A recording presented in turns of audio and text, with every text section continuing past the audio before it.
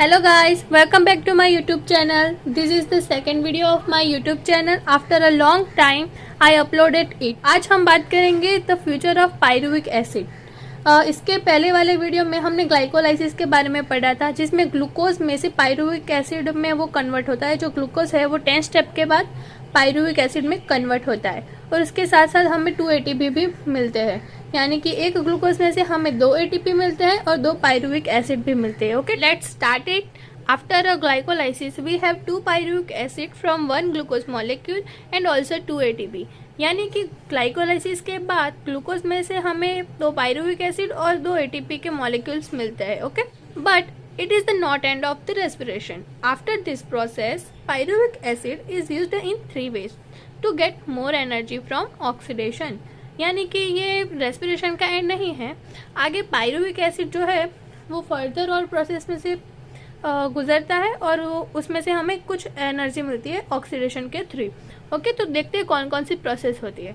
तो alcoholic fermentation, lactic acid fermentation, TCA cycle plus ETC system.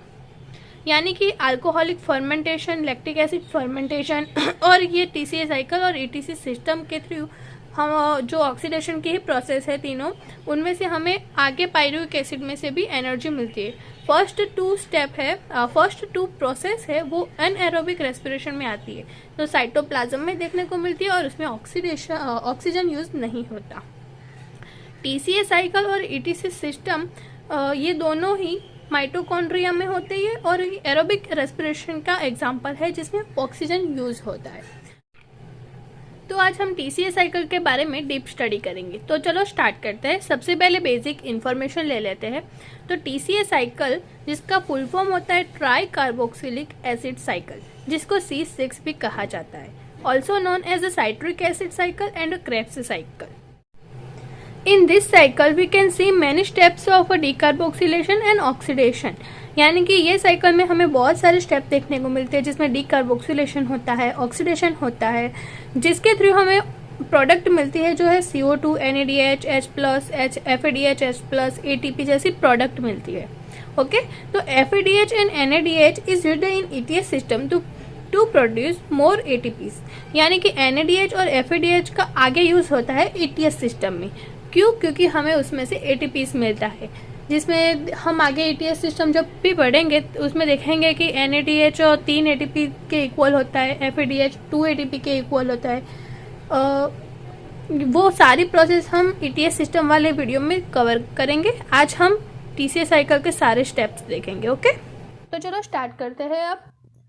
The first step includes the oxidation of pyruvic acid by the enzyme pyruvate dehydrogenase, and in this process CO2 and NADH is generated and the pyruvic acid convert into the acetyl coenzyme, which is the 2-carbon compound.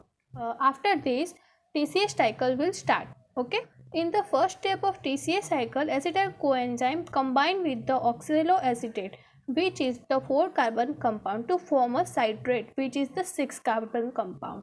In this process the citrate synthetase is used as a catalyst. After this citrate convert into the isocitrate by the process of isomerization. After that isocitrate oxidized into the alpha ketoglutarate, and in this process the 1 mole of CO2 and NADH is generated. After that alpha ketoglutarate, which is the 5C carbon compound, oxidized into the succinyl coenzyme, which is the 4-carbon compound. And in this process CO2 and NADH also generated.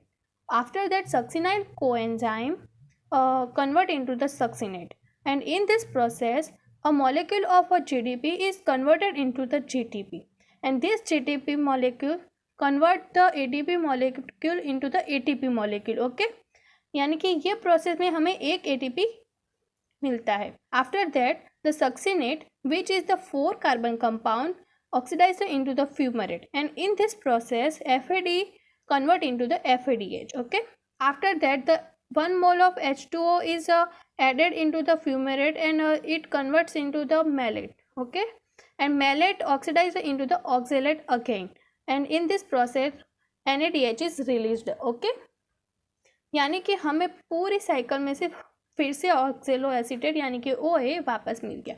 और हमने किया क्या, तो pyruvic acid की पूरी splitting कर दी। सबसे पहले ये वाले स्टेप में हमने CO2 दूर कर दिया, उसके बाद हमने आइसोसाइट्रेट में से अल्फा कीटो ग्लूटारेट में कन्वर्ट किया, उस दौरान भी CO2 दूर किया, और अल्फा कीटो ग्लूटारेट को सक्सेनल कोएंजाइम में कन्वर्ट किया, उस दौरान भी CO2 दूर किया।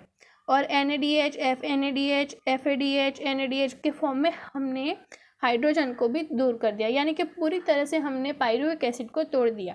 और इसमें हमारे इस साइकिल में कुछ यूज़ हुआ है तो वो सिर्फ पायरुविक एसिड है, बाकी सब साइकिल के दौरान वापस मिल जाता है, यानी कि ऑक्सलो एसीटेट। ओके, अब हम देखते हैं कि टोटल हमें मिला क्या इस साइकिल से। Okay, from 1 pyruvic acid we can get 4 NADH, 3 CO2, 1 FADH and 1 mole of GTP. But the GTP is converted into the ATP, so after that we have 1 mole of ATP. Okay, thank you for watching.